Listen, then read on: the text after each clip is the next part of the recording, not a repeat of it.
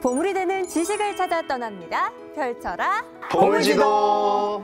네, 아니 사실 저희가 보물이 되는 지식을 찾아 떠나는 항해 중이잖아요.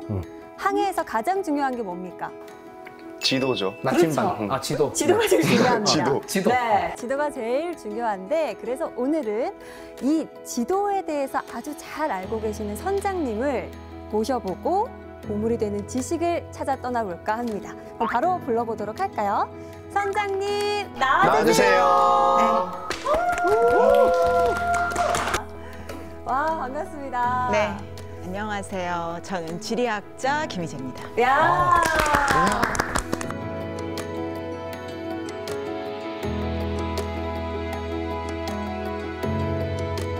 선장님, 저희가 네. 프로그램 이름부터 지금 지도가 들어갑니다. 나침반도 있어요. 네, 보물도 있고 바다도 있습니다. 맞습니다. 오늘 진짜 선장님을 위한 그런 프로그램과 또 세트장이 아닐까라는 생각이 드는데 사실 지리학자님이시잖아요. 네네. 우리 윤욱 씨는 지리학자님 실제로 본 적 있으세요? 제가 봤을 거라고 생각하시고 물어보는 건가요? 아니요, 당연히 그건 처음 보죠. 아, 처음 보죠. 네. 근데 저도 생각을 해보니까요. 지리학자 분을 처음 본 것 같거든요. 그렇죠. 네. 드물죠. 드물었던 것 같아요. 그러니까 역사학자분들은 아마 많이 활동하시고 또 TV를 켜면 많이 출연하시잖아요. 근데 지리학자를 아마 이렇게 실제로 보시는 거는 아마 기회가 흔치 않으실 거예요. 맞습니다. 그래서 또 선장님께서 지리학자가 멸종위기종이다 이렇게도 또 소개를 해주시더라고요. 그 정도로 이제 귀한 분을 모시고 오늘 항해 그럼 출발하도록 하겠습니다. 박수!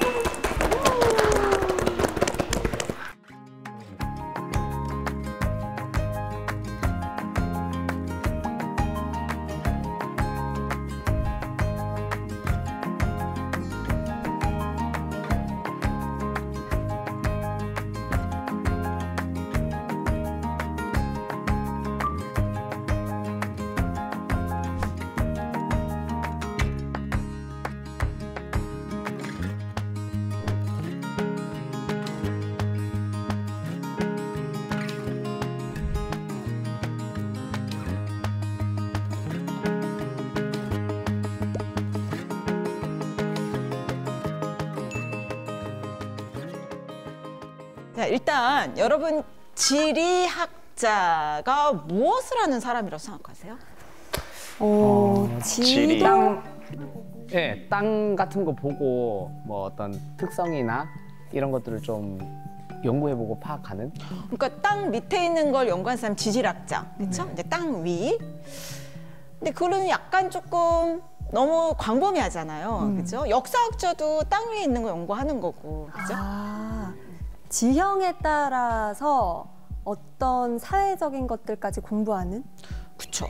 아, 좋습니다. 어떻게 보면 여러분 문자가 생기기 전부터 우리는 지리학을 했을 수 있어요.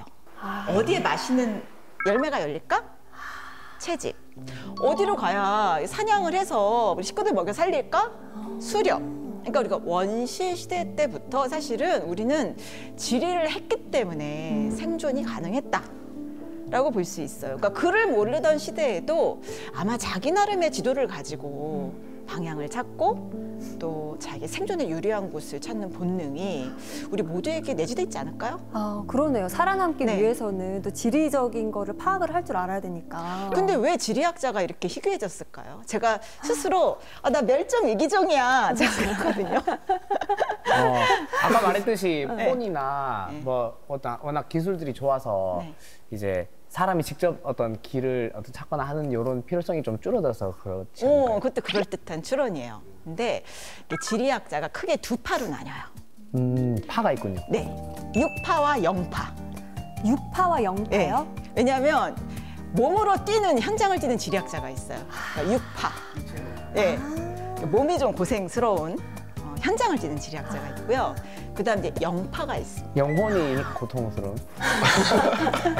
아, 그런 게 아니라 아까 말씀하신 거랑 똑같아요. 그러니까 이제 GIS라든지 여러 기술이 발달하니까 현장에 가지 않아도 그냥 뭐 통계를 돌린다든지 어떤 사람의 이론을 응용해서 그냥 책상에 앉아서 연구하는 서양에서는 armchair geographer, 그래서 안락의자 지리학자라고 하거든요. 근데 여러분 같으면 6파가 좋겠어요? 0파가 좋겠어요? 만약 지리학자가 된다면? 저는 좀 개인적으로 현장을 돌아다니는 네. 현장에서 뭔가 느낄 수 있는 유파가 제 스타일일 것 같긴 해요. 역시. 자, 이런 사람들은 인공지능에 대체되지 않아요. 그러니까 지리학자도 제가 생각할 때 그럼 저도 6파로. 우리 저는 앉아서 편하게. 역시 오해했네요. 오해했네요. 네. 대체되길 많이 원하세요? 움직였으니까 이제는 좀 그동안 편하게. 너무 현장에서 계속 훈련 받으시고 그랬으니까 이해돼요. 근데 이제 둘 다 중요해요. 그러니까 이론도 알아야죠. 그래야 어떤 현장에 갔을 때 새로운 관점에서 어떤 통찰력을 얻을 수 있잖아요. 그런데 사실은 이 6파 지리학자가 되려면 할 게 많아요. 일단 지형이나 기후나 어떤 이론도 충분히 알아야 되지만 낯선 외국에 가서 지도를 그릴 때 우리가 그 나라의 언어도 해야 되잖아요. 그죠? 그러네요. 뿐만 아니라 또 체력도 따라줘야 되잖아요. 그리고 돈도 들잖아요. 맞아요. 그래서 영국 같은 나라에서는 왕립 지리학회, 그래서 이 영국 왕실이나 이런 기관에서 서포트를 해주고요.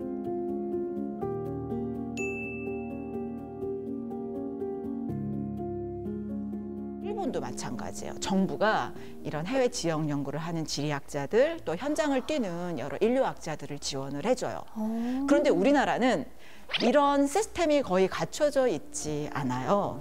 그러면 빨리 논문을 쓰고 승진을 하고 또 안정된 지위를 얻으려면 지리학자들도 그냥 현장을 가기보다는 기존 이론이나 통계를 가지고 컴퓨터로 띡띡띡 해서 쓰는 그런 논문이 훨씬 유리한 거예요. 영파가 되기가 유리하네요. 아무래도 그러니까 늘 현장을 가고 그 지역을 관찰하고 될 수 있으면 그 나라 언어도 배우고 그러면서 정보를 수집하고 늘 배우는 내용을 업데이트해야만 제가 지리학자로서 어떻게 보면 인정받을 수 있고 또 계속 이런 방송에 나와서 얘기를 할 수 있다 보니 체력적으로도 힘들고 책도 많이 읽어야 되고 또 현장도 많이 가야 되고 그러니까 많은 분들이 이런 지리학자로서 활동하는 것들을 좀 포기하시는 거 아닌가라는 생각도 들고요. 실제로 우리나라 대학에 지리학과 없는 그런 대학이 되게 많아요. 아, 진짜요?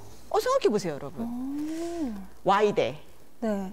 연세대, 네. 좋은 대학이잖아요. 그렇죠? 서강대, 한양대, 뭐 이런 대학들에 지리학과 지리학과 없어요? 없잖아요. 없구나. 근데 이런 나라가 세계에 몇 나라 없어요.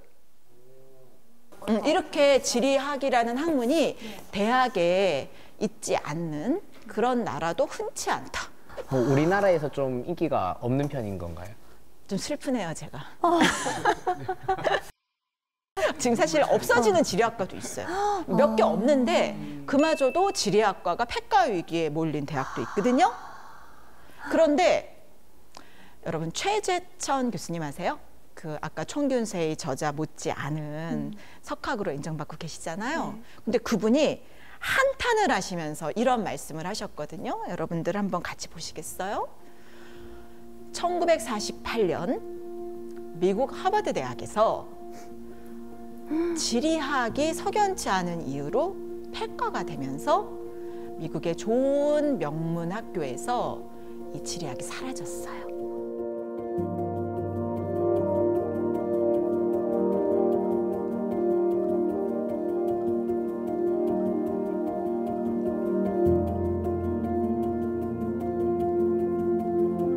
그런데 여러분 그거 아시죠? 우리나라의 학문과 교육은 미국의 영향을 굉장히 많이 받았잖아요. 그렇죠? 네. 이런 대학의 체제 같은 것도 또 우리나라의 많은 지식인들이 다 미국에서 유학하신 분들이 굉장히 많아요. 그러다 보니까 우리나라에서도 미국의 영향으로 지리학과가 그렇게 많이 생기지 못한 거예요. 그런데 영국을 비롯해서 유럽에서 지리학은요. 네. 통치자의 학문으로 위상이 확고하고요. 그리고 아까 말씀드렸던 원조 통섭 종합 학문이에요. 그리고 이제 환경이 굉장히 중요해졌잖아요. 네. 그러니까 이제 기후 위기나 어떤 생물 다양성 위기를 해결하는 데 있어서 지리학이 굉장히 기초가 되는 학문이다라는 공감대가 탄탄한 겁니다. 그래서 영국에 있는 거의 모든 대학에 옥스퍼드, 캠브리지 같은 명문대뿐 아니라 거의 모든 대학에 지리학과가 있을 뿐 아니라 가장 인문계에서 취직이 잘 되는 대학이라서 인기가 좋아요. 정말요? 그리고 독일 같은 나라도 알렉산더 폰 훔볼트라는 지혜 거인이 있었거든요. 네. 그래서 거의 모든 대학에 지리학과가 아니라 거의 지리학부 수준으로 인문과 자연과 또 이런 컴퓨터를 이용한 GIS를 응용하는 그런 다양한 분과들이 건강하게 살아있어요. 프랑스도 마찬가지고. 그래서 제가 이렇게 보면 선진국 중에 또 무역 강국 중에 특히 야, 지리학이 이렇게 홀대받는 나라가 있나? 라는 생각이 들거든요.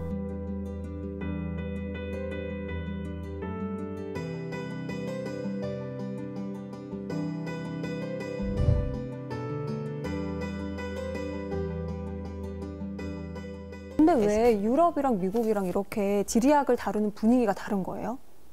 미국 같은 경우에는 굉장히 분과 학문에 그런 칸막이가 상당히 높고 전문성이 중시되는 그런 나라고 유럽 같은 경우에는 이제 식민주의 역사가 굉장히 길잖아요. 그러니까 어떤 나라를 통치하는 데 있어서 굉장히 지리학이 중요하다라는 그런 어떻게 보면 지혜와 통찰이 사회 전반에 있다라고 보시면 될 것 같아요. 역사에서 배운 거군요. 지도와 지리학이 굉장히 중요하다. 네, 어떻게 보면 세계의 역사는요. 보물 지도를 그린 나라, 당대 가장 정확한 최신 세계 지도를 그릴 수 있던 나라가 세계를 지배했다라고 봐도 과언이 아닙니다. 사실 게임 할 때도 지도를 좀 먼저 확보하면 유리하더라고요. 맞습니다. 그래서 제가 옛날에 컴퓨터 게임의 지리학이라는 그 논문을 쓴 적이 있는데 그래서 이렇게 보면은요 남자 특히 어린이들 중에 컴퓨터 게임 좋아하는 그런 학생들이 되게 지도를 잘 알아요. 그게 이 컴퓨터 게임 중에 대항해 시대가 있었다 하대요. 네, 그래서 거기 많은 지명들이 나오고 그러니까. 어떤 세계 지도를 익숙하게 보는데 되게 도움이 많이 됐다라는 이야기를 하기도 합니다. 그리고 메타버스에도 지도가 있어요, 여러분. 근데 여러분 주의하실 점이 있어요. 이게 메타버스라는 것은 어떤 거울 세계잖아요. 네. 그러니까 메타버스 안에서만 있어서는 어떤 새로운 어떤 아이디어를 낼 수가 없는 거예요. 그러니까 메타버스조차 현장 실제 세계에서 다양하고 풍부한 경험을 해야 메타버스도 재밌게 만들 수가 있는 거예요. 근데 그냥 방구석에 앉아서 코딩만 하고 뭐 이러면은 좀 상상력을 발휘해서 멋진 메타버스 세계를 구축할 수도 없는 거거든요. 그러니까 일단 이 실제 세계에서 굉장히 다양한 경험을 해놓는 게 어떤 가상 세계를 좀 재밌게 또는 아름답게 구현하는 데 있어서도 기초가 된다라고 할 수 있겠습니다. 갑자기 지도에 대한 관심이 확 올라갑니다. 네. 진짜요? 네. 제가 오늘 왠지 여러분과 함께 네. 이렇게 쭉 나가게 되면 아마 여러분들이 우리나라 미래를 바꿀 뭐 그런 인재가 좀 되지 않을까? 뭐 이런 약간 저도 약간 희망이 생깁니다. 와. 열심히 듣자. 자, 그러면요. 여러분 우리가 과거는 있고요. 네. 오늘은 딱 미래 얘기만 하면 어떨까요? 미래. 지금. 미래 얘기. 네. 어떻게 우리가 그러면 미래의 지도를 선점할 것인가? 또 우리나라에 지금 지리학이 없잖아요. 사실 지리학자가 흔치 않잖아요. 그러니까 그런 지금 현재 불리함을 극복하고 지금 급변하는 세계 지도가 있거든요. 네. 아까 컴퓨터 게임도 얘기하셨는데요. 그걸 포함해서 이제 새로운 플랫폼 경제가 열리고 있고 새로운 지리학의 시대가 지금 막 시작되고 있거든요. 네. 그러니까 지금 빨리 기회를 잡으려면 여러분들이 새로운 지도 읽는 법을 배워야 돼요. 그래서 오늘은 네. 우리가 지금 현재 어떻게 우리의 미래 운명을 바꿀 것인가에 좀 초점을 맞춰서 제가 새로운 지리학에 대한 이야기를 좀 해드릴까 합니다.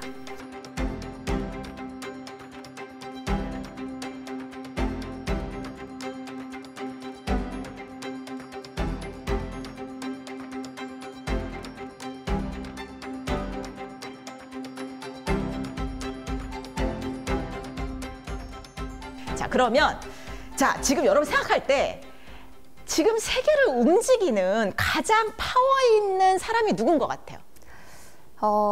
미국 대통령이나 일론 머스크. 뭐 일론 머스크나 오, 맞아. 똑똑하네. 수준 높아. 돈 많으면 좀 영향력이 있다고. 아, 그러니까요. 지금 보물 지도에 일론 머스크가 정말 자주 나옵니다. 네, 아, 그래요? 한번 교수님도 네. 언급을 하셨었고. 확실히 지금 제일 영향력 있는 제일 사람을 핫해. 맞나 봐요. 맞아요. 그리고 이 사람이 잠을 안 자나 봐. 워커홀릭이라고. 맨날 트위터까지 인수해가지고 계속 자기 발신을 하는 거예요. 그래서 제가 볼 때 아마 미국 대통령보다 더 많이 인용되고 우리 많은 한국의 방송에서도 일론 머스크가 이런 말 했다. 맞아. 뭐 테슬라가 뭐 어떻게 바뀌었다. 그쵸? 뭐 스페이스 X 우주선 쐈다. 그러니까 거의 열일하는 사람 아닌가. 그래서 이제는 어떻게 보면 우리 세계를 통치하고 영향력을 행사하는 사람이 미국의 대통령도 아니고 푸틴도 아니고 어찌 보면 일론 머스크 아닌가. 좀 이런 생각이 들어요. 그래서 우리가 이 사람을 좀 집중 탐구해 볼 필요가 있습니다. 그렇죠? 근데 많은 분들이 나와서 얘기를 하셨다니까 뭐 여러분들이 이미 정보는 있으실 것 같은데 제가 지리학자잖아요. 네. 그러니까 저는요. 모든 사람을 연구할 때 일단 그 사람의 지리적 배경을 조사합니다. 그러니까 지리학자로서 저는 일단 그 사람 고향부터 시작해서 특히 그 사람의 10대 시절을 유심히 봐요. 아, 유년 시절을. 네, 제가 약간 꿀팁을 드리면 네. 여러분들이 어떤 사람을 이해하고 싶잖아요. 네. 그러면 그 사람의 행적을 한번 지도에 표시해 보세요. 지도예요. 지도에. 네. 그리고 어떤 책을 읽을 때도 마찬가지예요. 어떤 사람에 대해서 이해하고 왜 이 책을 썼을까 또는 여기서 말하고 싶은 게 뭔가 할 때는 그 저자의 지리적 경험을 한번 지도에 표시해 보시면 아, 이 사람은 요 정도 스케일이구나. 이 사람은 뭐 하버드대에서 그냥 공부만 했네. 또는 총균세이 저자 제러드 다이아몬드 같은 교수님은 굉장히 다양한 지역을 답사한 어떻게 보면은 유파 학자거든요. 그러니까 그분은 정말 이렇게 세계에서 석학이 되는 과정에서 많은 고생을 하신 거죠.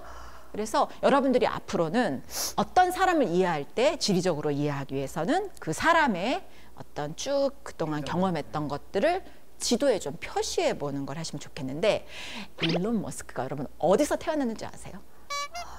일론 머스크? 미국은 아니었잖아요. 그건 또 안 해. 네, 맞아요. 미국은 아니었어요. 미국 아니었어. 자, 이제 네. 머릿속에 세계지로 한번 그려보시고. 제가 의외였던 곳이었어요. 제 기억에 약간 네. 저는 안 친해서 잘 모르겠어요. 네. 자, 찍어. 자, 수능 캐나다. 찍기 시작. 캐나다. 조금 관련 있어요. 관련 있어요? 캐나다에서 10대 보냈어요. 자, 아. 근데 고향은 아니에요. 제가 좀 힌트 좀 드릴까요? 네. 네. 우리가 흔히 얘기할 때 검은 대륙이라고 하는 곳입니다. 검은 대륙하면 아프리카. 아프리카. 네, 맞아요. 근데 사실은 아프리카가 지중해성 기후 또 온대 기후도 있거든요. 그는 아프리카에서도 온대 기후 지역에서 태어났습니다.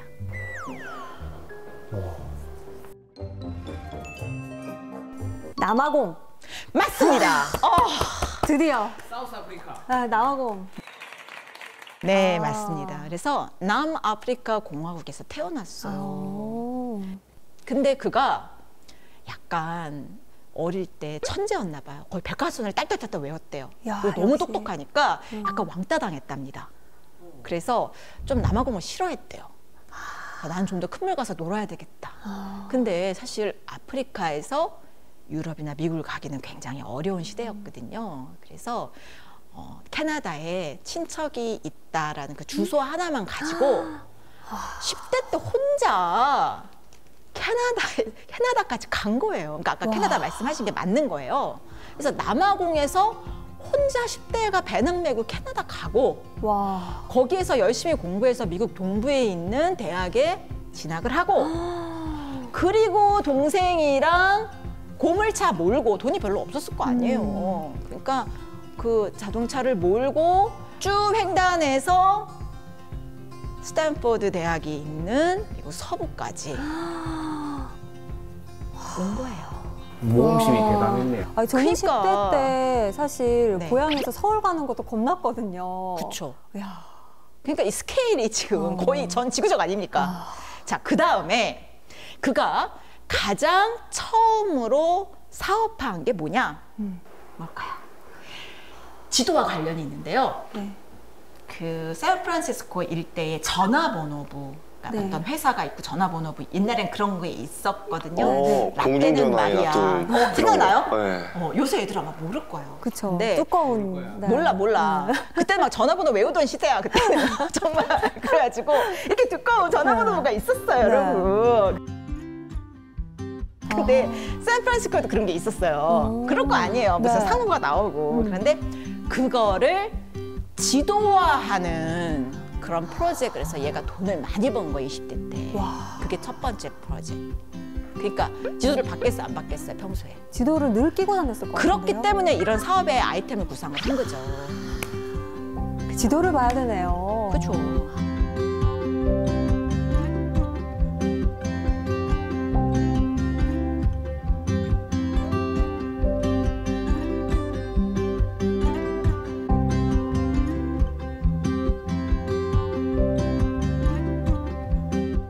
지금 우리나라 뭐 현대, 뭐 삼성, 뭐 이런 대단한 기업들 있잖아요. 네네. 흔히 우리가 재벌이라고 하는 이런 글로벌 기업들도 1950대, 60년대에는 사실 작은 기업이었어요.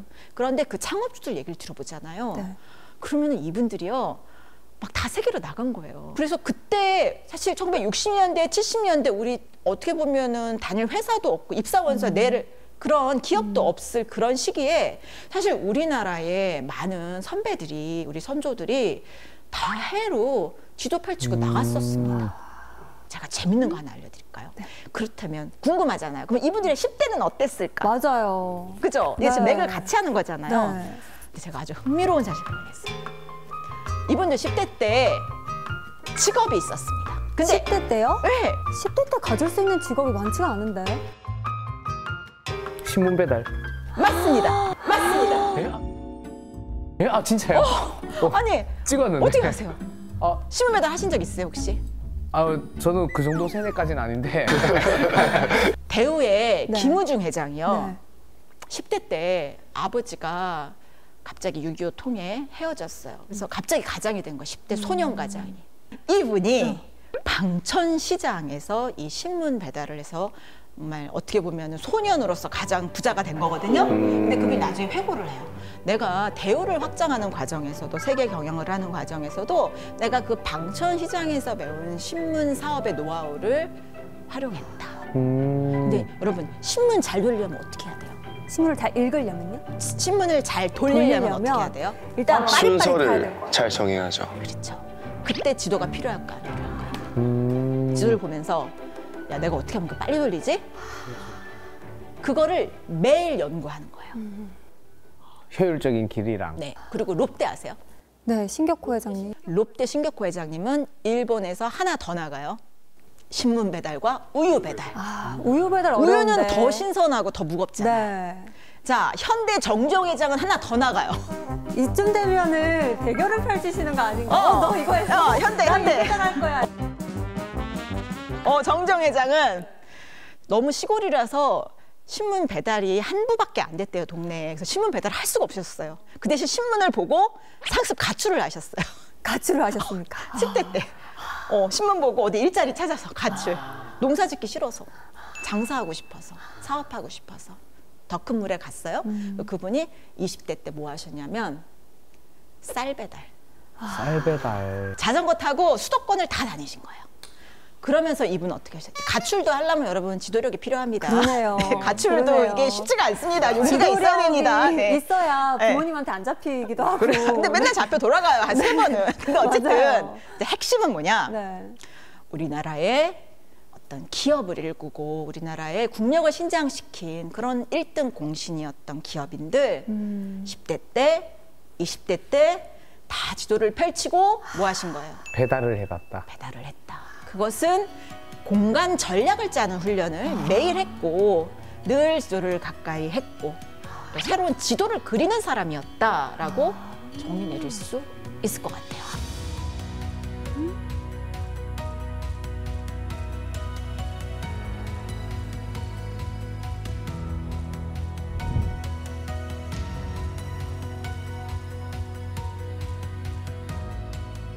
여기서 하나 더 나가서 또 부와 권력을 얻은 사람들의 비밀이 10대 때 있는데 그게 뭘까요?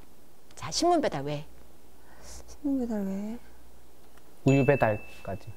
네, 배달 뭐 이런 거. 자, 배달 말고. 배달 말고. 살고 있는 곳을 벗어났다? 그렇죠. 그런데 여러분 캠핑, 캠핑. 스카우팅 활동하세요? 여러분 저 어릴 때 걸스카우트, 보이스카우트 이런 활동이 있었거든요. 네. 저 걸스카웃이었어요. 저는 해양소년단 했습니다. 어쩐지 여기 태가 나나요? 정말 제가 너무 반갑습니다, 여러분. 여기 좋아요. 야구 선수였으니까 당연히 한 장을 뛰셨고, 그죠? 자, 해양소년단, 자, 10대 나왔고요. 자, 걸스카우트 나왔습니다. 완벽한 팀워크입니다. 야. 진짜 너무 행복합니다. 여러분하고 매일 강의하고 싶어요. 자, 근데 네. 다들 10대 때 또 스카우팅 활동을 많이 한 거예요. 기본적으로 미국의 많은 생각 있는 집에 그런 아이들은 스카우팅 활동을 하면서 오리엔티어링, 그러니까 지도 뭐 나침반 들고 뭐 오지에 가서 막 찾는 훈련 숲에서 뭐 이런 것도 하고 또 뭐 이런 스카우트 하는 사람들이랑 같이 어울려서 뭐 캠핑도 하고 뭐 이렇게 생존 능력을 배우는 게 약간 부의 비밀처럼 전수되어 오는 거고요. 그래서 이제 이게 가장 높은 급이 이글 스카우트라는 게 있어요. 그러니까 계속 스카우팅 활동을 열심히 하면 계속 계급이 올라가요. 그래서 그 이글 스카우터 출신 중에 또 굉장히 부를 일군 사람들이 많은 거예요. 그래서 그 블룸버그 통신사, 그렇죠? 어떤 정보를 정제 뉴스를 제공하는 그 블룸버그도 역시 이런 스카우트, 이글 스카우트 출신이었고요. 여러분 코로나에도 무너지지 않았던 굉장히 강력한 유통 그룹이 있어요. 월마트. 월마트. 월마트의 창업자 샘 월트는요, 신문 배달도 했고 또 이글 스카우트 출신이에요. 그러니까 이게 제가 보니까 이렇게 다양한 자연 환경에서 막 고생도 하고 막 이렇게 지도를 보면서 막 길도 찾아가고 막 이런 거 했던 10대를 보낸 애들이 나중에 커서 새로운 기업도 일구고 잘 나가는 것 같다라는 제 추론을 하게 돼요. 어때요, 여러분? 네, 뭐 어느 정도 이게 근거가 있는 것 같아요. 그만큼 이제 역경을 이제 헤쳐나간 경험이 있으니까 더 큰 일도 할 수 있지 않나 하는. 네. 근데 오늘 선장님 말씀을 듣고 또 많은 어머님들이 이게 조기 교육으로 신문 배달을 시켜야 되나 이런 생각을 하실 수 있을 것 같은데 사실 신문 배달만 시켜서 되는 게 아니라 이제 그 속에서 뭐 꾸준함, 성실함도 있어야 되고 또 신문도 읽으면서 또 세상 돌아가는 것도 익히셨을 거 아니에요. 그분들은 또 그런 그렇죠. 것들이 다 바탕이 돼서 지금의 이런 업적들을 좀 이루지 않았을까 이런 생각이 드네요. 그렇죠.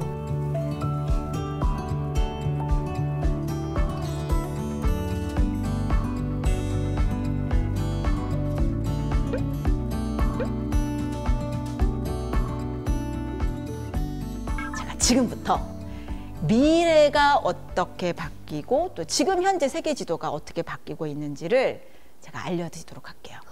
자, 여러분, 지리가 영어로 뭐죠? 지오그래피. 훌륭합니다. 자, 지오그래피. 근데 여러분, 커넥터그래피라고 들어보셨어요? 커넥터그래피요? 처음 합성어인가요? 그쵸. 연결 지도.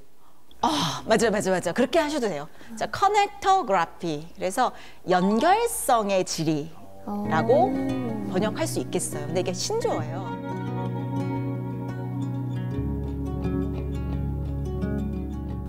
옛날에는 친구를 사귀려면 펜팔을 했어요. 그죠? 네. 그래서 생각 안 나죠, 여러분들은?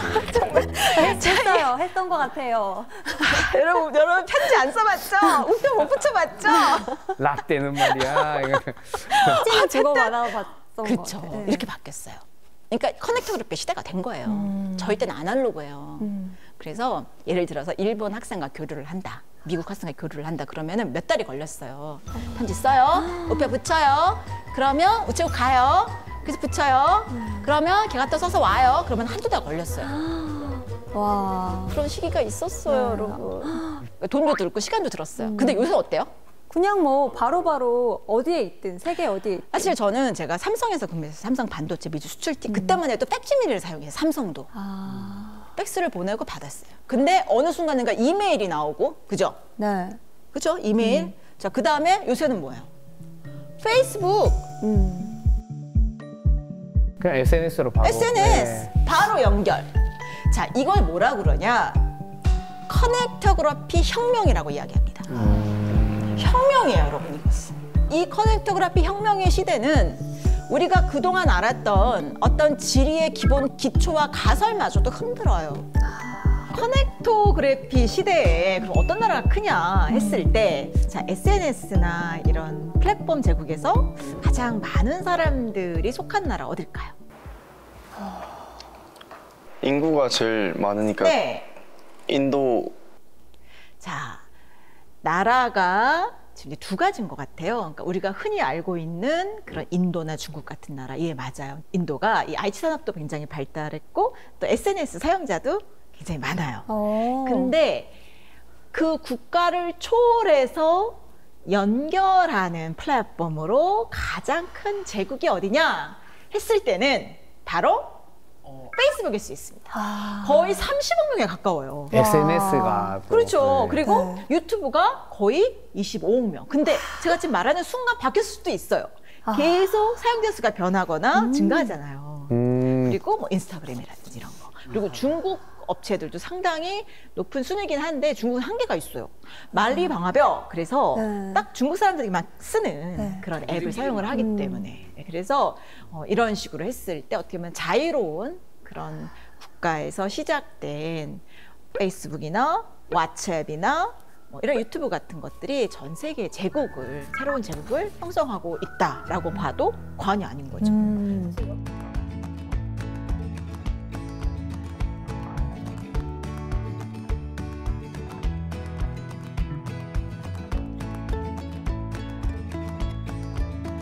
그래서 여기에 이제 핵심적인 나라들이 주로 당연히 미국은 들어가고 특이한 게 뭐냐면요, 여러분. 인도. 그리고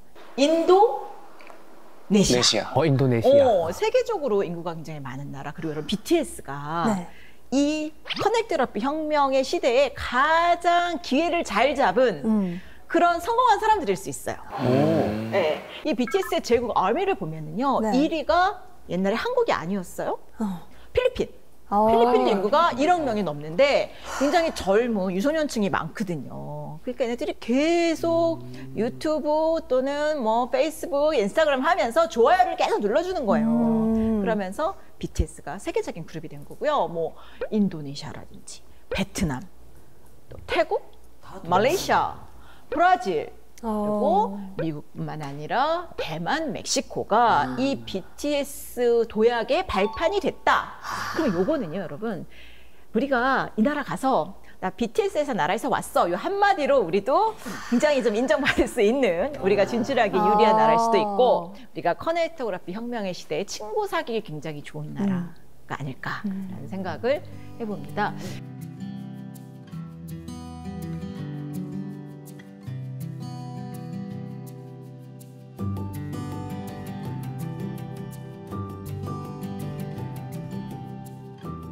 그리고 여러분 명심하셔야 될 게 있어요.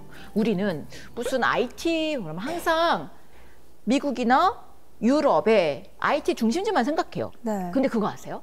실제로 IT 중심지인 실리콘밸리 사람들은 아프리카나 중남미나 인도나 동남아 지도를 보고 세계 진출 계획을 세우는 거죠. 아직 좀 기회가 많이 남아 있어서 그럴까요? 맞아요. 여러분 립프로그 현상이라고 들어보셨어요? 립프로그? 프로그는 개구리, 립은 펄쩍 뛰다. 점프. 낮은 곳에서 더 높이 뛰는 건, 더 높이 뛸 수 있다? 그렇죠. 개구리가 너무 편하면 안 뛰어요. 먹을 것도 많고 나 여기 편하네. 근데 뭔가 환경이 굉장히 열악하고 은행도 없고 뭐 상점도 없고 그런 나라일수록, 인프라가 열악하고 재밌는 게 없는 나라일수록 다 뭐만 보고 있어요?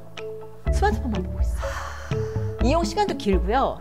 또 은행이 없으니까 계좌도 없었잖아요. 그런데 스마트폰을 딱 켜면 나만의 은행이 생기고 디지털로 송금도 할 수 있고, 또 스마트폰 하나로 은행 계좌도 만들 수 있고 또 인터넷 쇼핑도 할 수 있고. 사실 그 원조가 중국이에요. 중국 시골에 가면 뭐 쇼핑센터도 없고 아무것도 없으니까 알리바바 하나로 배송도 받고 갑자기 시장이 생긴 거죠.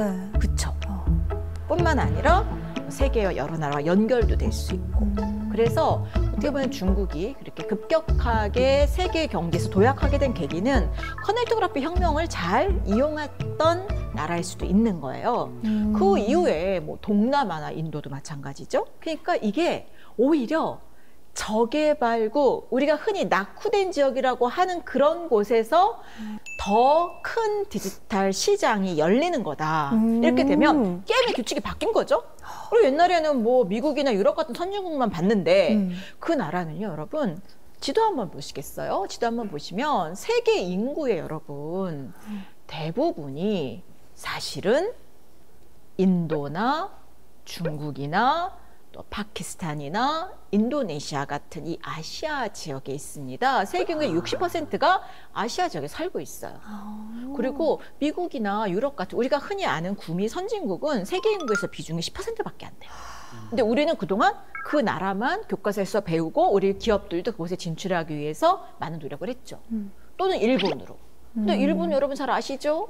료칸 예약할 때 백시밀리로 한다잖아요. 되게 디지털 혁신에는 뒤져 있기 때문에 어떤 새로운 사업의 기회를 모색할 때는 유럽이나 일본처럼 모든 게 잘 갖춰진 나라보다는 어디가 더 유리한 거예요? 촌동네. 그렇죠. 아직 좀 부족함이 훌륭합니다. 있는 곳. 네, 개발도상국 또는 뭐 우리가 흔히 얘기하는 좀 저개발국에 오히려 더 큰 기회가 숨겨져 있었던 것이고, 혁명이라는 건 여러분 항상 편안하고 안락한 중심부가 아니라 변방에서 일어나요. 변방에서. 네, 그 여러분 명심해 주세요. 우리가 이 보물지도에서 아주 핵심적인 명제인데요. 모든 혁명은 어디서 일어나요? 변방. 변방. 아까 말씀하신 촌구석에서 일어납니다. 그래서 그들은 불편하고 열악하기 때문에 변화에 적극적인 거예요. 그래서 이 커넥토그래피 혁명도 마찬가지인 거죠. 그 혁명이 물론 미국의 실리콘밸리나 유럽에서도 일어났지만 더 과감하고 또 더 큰 시장은 어디 열렸던 거예요? 바로 동남아? 제3세계. 동남아.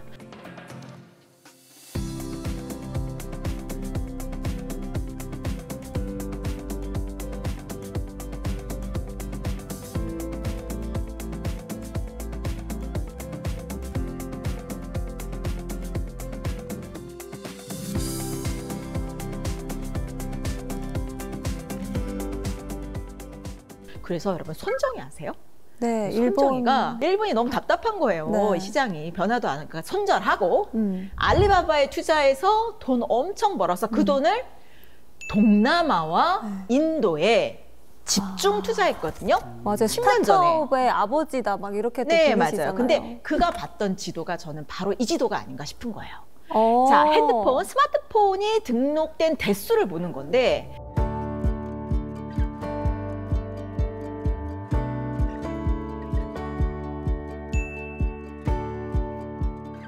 자, 인구가 많을 뿐만 아니라 여기에 젊은 인구가 많고 아까 제가 되게 환경 안 좋은 데서 더 높이 뛰는 개구리라고 그랬잖아요. 네. 립프로그. 그러니까 파키스탄이나 방글라데시나 인도 같은 남아시아 환경이 열악하니까 더 많은 핸드폰, 스마트폰을 사용하고 아니, 근데 동남아도 마찬가지고 또 아프리카도 답답하잖아요. 그러니까 다들 스마트폰으로 모든 사업을 시작하고 또 여러 가지 정보도 얻고 그래서 케냐나 이런 동부 아프리카에서는 실리콘 사바나라는 표현이 생겼어요. 실리콘 사바나. 네. 그러니까 뭐 사바나 동물의 왕국이죠. 네. 근데 여기에 많은 사람들이 스마트폰을 켜고 새로운 사업을 시작하는 거예요. 그리고 또 실리콘 와디 들어보셨습니까? 아니요. 와디는요 사막 기후 지역에 비가 오게 되면 네. 일시적으로 생기는 하천이거든요. 자, 그래서 이 중동 지역에서 사람들이 답답하잖아요. 연결이 안 되고 이 중동에서도 많은 청소년들이 스마트폰을 켜고 세계와 연결되길 바라는 거예요. 특히 막 히잡 속에 있는 답답한 무슬림 여성들이 있죠. 네. 이런 분들이 더 적극적으로 SNS를 한다는 통계가 있고요. 이걸 잘 이용해서 세계적인 기업으로 성장한 한국의 벤처회사도 있거든요. 네, 그래서 데이팅 앱인데요. 이걸 개발했는데 이게 중동에서 대박이 나요. 아자르라는 아자르. 네, 들어봤어요. 들어보셨죠? 그래서 이 아자르라는 것이 한국 기업인데 이게 원래는 돈도 별로 없고 그러니까 그냥 뭐 뉴질랜드나 호주에서 좀 시작해 볼까 했는데 실수로 전 세계로 갑자기 앱이 출시된 거예요. 근데 의외로 생각지도 않았던 중동에서 대박이 나서 이 기업의 별명이 뭐였냐면 중동의 카카오톡이었어요. 그러니까 이게 지금 우리나라 기업들이 워낙 기술력도 좋고 열정도 강하잖아요. 그러니까 세계로 지도를 펼치고 나가면 대박날 시장이 널려 있는데 그동안 우리가 어떤 고정관념에 빠져서 실리콘밸리만 바라보고 뭐 유럽이나 일본과 같은 안정된 시장만 바라본 건데 실제로 큰 변화, 큰 기회는 어디 숨겨져 있었던 거예요? 천동네. 네, 변방, 네. 저개발국에 있었던 겁니다. 그러니까 이게 지금 어떻게 보면은 세계 질서 또는 세계 지도가 바뀌는 시기라는 것을 입증하는 그런 사례라고 볼 수 있어요. 그러니까 기존의 세계 지도는 좀 잠시 있고 새롭게 열리는 기회가 표현돼 있는 보물지도, 이 미래 지도를 커넥터그래피의 관점에서 여러분들이 보시면 앞으로 여러분들은 꽃길만 걷지 않으실까라는 제가 생각을 해봅니다. 커넥터그래피.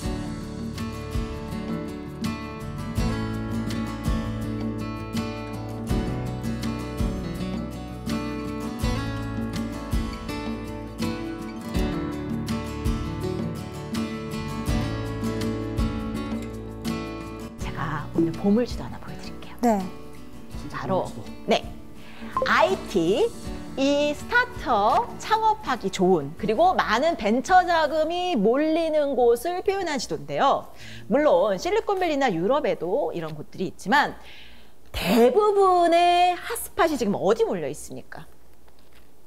남아시아, 동남아, 중국 같은 이 아시아 지역에 몰려 있는 거 여러분 확인하실 수 있고요. 여러분들이 앞으로 해외로 진출할 때 또는 커넥터그래피의 연결성을 가질 때 눈여겨보셔야 될 그런 곳이 아닌가라는 생각이 듭니다. 그런데 좀 안타까운 게 있어요. 여러분들은 우리나라 교육과정과 교과서에서 늘 보던 지도가 네.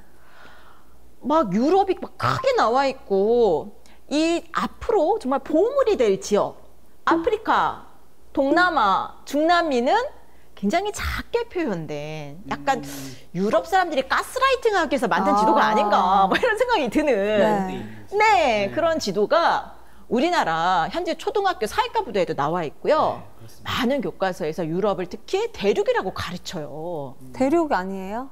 유럽이 대륙은 아니죠. 중요한 지역이긴 한데 유라시아 대륙이지 어떤 측면에서도 유럽은 대륙이 아닙니다. 그래서 앞으로는 여러분들이 이런 면적이 좀 정확한 지도도 많이 보셨으면 좋겠어요. 이게 면적이 정확한 지도인데요. 여러분 유럽 대륙이란 말이 쏙 들어가죠? 저게 실제 크기예요? 네, 맞습니다. 그래서 실제 면적에 의하면 또 실제 길이에 의하면 인도네시아는 미국보다 동서 길이가 훨씬 더 긴 나라인데 적도에 있다 보니까 굉장히 그 길이와 면적이 축소돼서 보여지는 거고요. 또 실제로 아프리카는 진짜 대륙이거든요. 그렇죠? 근데 우리가 아프리카의 크기도 굉장히 작게 인식하게 하는 이런 잘못된 세계 지도가 우리나라 교육과정과 교과서에 계속 등장하고 있어요. 그런데 제가 말씀드렸지만 앞으로 큰 기회는 어디 숨겨져 있다고요? 변방에. 그리고 제3세계에 숨겨져 있습니다. 그래서 지금부터라도 여러분들의 이 지도를 교정하셔야 됩니다. 자, 그동안 학교에서 배운 세계 지도를 잊으셔도 좋습니다. 자, 면적이 정확한 지도, 그리고 인구가 정확하게 표현된 지도, 또는 커넥터그래피의 관점에서 유리한 스마트폰 사용자가 많은 그런 나라의 지도를 여러분들이 앞으로 열심히 보시면 아마 새로운 기회 발굴이 되지 않을까 그런 생각이 듭니다.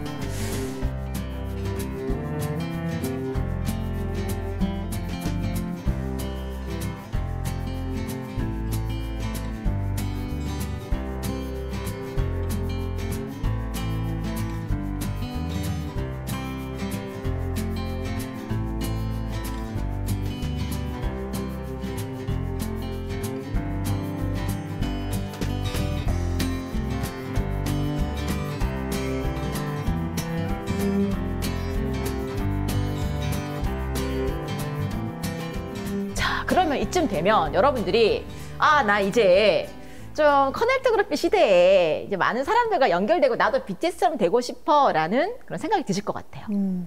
자, 그러면 커넥터그래피 시대의 인재가 될 수 있는 좋은 기회가 우리나라에서 열리거든요.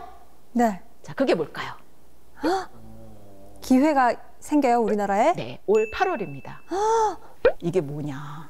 뭘까요? 궁금해요. 잼버리라는 아, 스카우트들이 모여서 하는 축제예요. 아까 전에 말했던 뭐 걸스카웃이나 이런 스카웃이요? 예.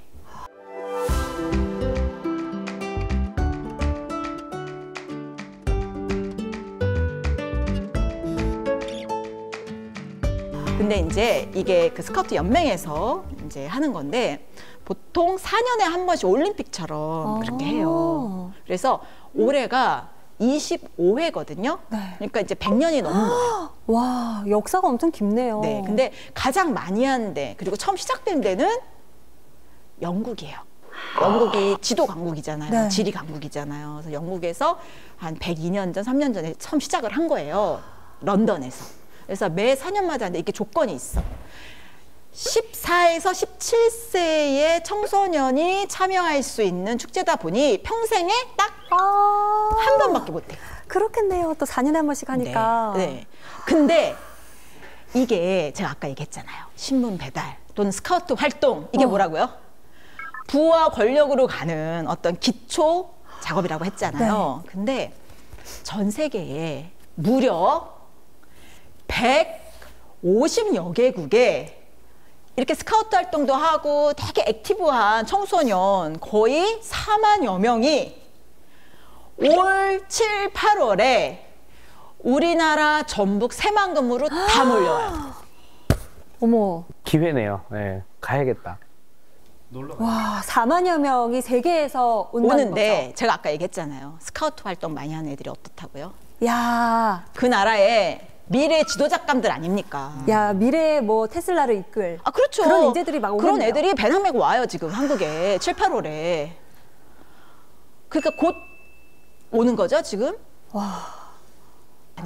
엄청난 기회네요. 아니, 이런 생각이 근데 드는 거예요. 저희 30대 셋이 가도 애들이 놀아줍니까? 그 친구들이. 근데 이게 또 재밌는 게 뭐냐면 이 아이들이 올 때 네. 부모님들이 애들이랑 같이 와요. 아, 그래서 이분들이 자신들은 관광을 즐기고 이 아이들이 야영 활동을 하는 동안 기다려주기도 하고 또 IST 요원이라고 그래서 또 어른들이지만 이 아이들을 지원하기 위해서 또 세계에서 많이 오시거든요. 그러니까 이게 아이들만의 행사가 아니라 어떻게 보면 학부모 내지는 이걸 도와주시는 지도자분들도 그때 한 7, 8월 되면 우리나라에 쫙 깔릴 겁니다. 규모가 그러니까 엄청나네요. 엄청난 규모고요. 여러분 올림픽도 한 10,000명, 20,000명밖에 안 와요. 사실 선수단은. 근데 이거는 무려 최소 4, 5만 명인 거고 와. 그 같이 오시는 학부모님들까지 포함을 한다면 네. 사실은 엄청난 우리나라의 커넥터그래피 혁명의 기회가 될 수 있는 그런 행사가 아닌가라는 생각이 드는 거예요. 저는 여기 버스킹 하러 가야겠어요. 아, 너무 좋습니다. 좋아요, 좋아요. 그래서 기다려야 돼. 많은 사람들에게 뭐 저한테 돈 안 주셔도 되니까 연락처를 주세요. 그러면 이게 딱 커넥터그래피에 맞는 야. 그런 새로운 어떤 본인을 홍보하고 또 본인의 어떤 장기를 알릴 수 있는 그런 기회가 아닌가 싶은 거예요. 이 잼버리 대회 모토가 뭐냐면 Draw Your Dream이에요. 꿈을 그려라. 근데 저는 거기다가 뒤에 좀 붙이고 싶어요. 지리학자로서. Draw your dream on the world map. 세계 지도에 당신의 꿈을 그려보세요. 어느 나라에서 온 친구를 사귀고 싶은지 한번 표시해 보세요. 그래서 저는 모두가 우리 온 국민들이 세계지도를 펼치고 이 150개국의 위치도 좀 확인해 보고 어떤 나라에서 온 친구와 사귀고 싶은지를 한번 모두 생각해 본다면 우리나라가 이 BTS 못지않은 어떻게 보면 커넥터그래피 강국이 될 수 있는 그런 계기로 이 대회를 활용할 수 있지 않을까 하는 생각을 해봅니다. 와. 제가 여러분들께 소개하고 싶은 미래 지도입니다. 야. 그러니까요. 일단 7, 8월에 열린다고 하셨죠. 네. 꼭 한번 일단 저희 셋은 노래하시고 저 열심히 박수 치고 네. 저는 뭐 할까요? 공문지라고요? 공문지라고. 아니 우리가 이 보물지도 특집으로 해야 되지 않을까요? 그 잼버리 특집으로 피디님 좀 부탁드리겠습니다. 네.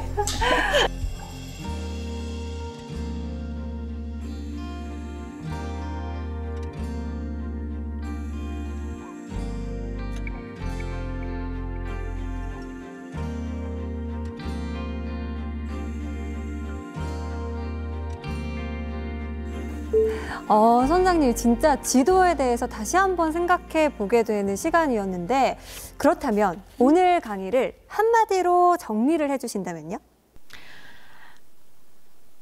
혁명은 항상 변방에서 일어납니다. 그리고 이 커넥토그래피 혁명의 시대에는 연결성이 운명이 되거든요. 그래서 여러분들이 이 혁명의 시대에 변방이 담긴 지도를 보시고 좀 좋은 기회를 꽉 잡으셨으면 좋겠습니다.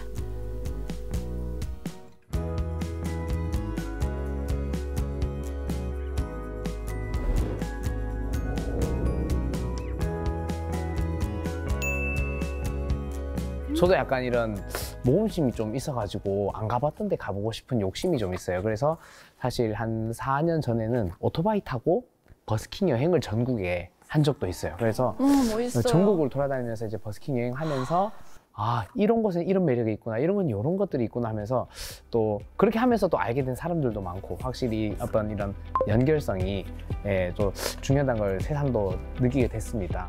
아까 전에 그 신문 배달을 했다라는 그걸 듣고 저는 어쩔 수 없이 10대 때 운동을 한다고 뭐 아무것도 할 수 없었지만 이렇게 좀 부지런히 움직여야 돈도 많이 벌 수 있고 685 가야 되는 게 이제 좀 가야 되겠다는 생각이 좀 들어요. 이제 몸으로 좀 움직여야 되겠다. 저는 뭐 사실 지도하면은 대륙이 어디 있고 바다가 어디 붙어 있고 이 정도의 지표라고만 생각했는데 오늘 좀 지도를 보는 새로운 눈을 얻은 기분입니다. 그리고 커넥토그래피 시대라고 하니까 나만의 지도를 한번 또 그려봐야겠다라는 다짐까지 하면서 오늘 항해는 여기서 마치도록 하겠습니다. 그럼 다 같이 외쳐보면서 끝내볼까요?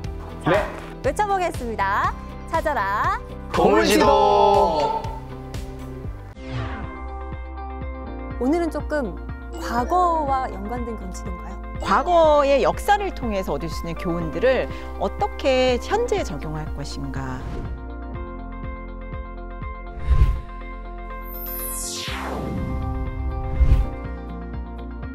무역의 기초가 각 지역의 정보가 담긴 지도라는 거. 네덜란드가 세계를 지배하던 무역 강국으로 깜짝 부상했거든요. 그 비밀은요, 페르메이르의 그림에 숨겨져 있어요. 뒷 배경의 소품을 보세요. 지도가 있네요. 지도네요. 집마다 지도와 지구본 놓고 세계에 대해서 연구하고 상상력을 발휘해서 보물 지도를 공유하고 세계로 나간 거예요.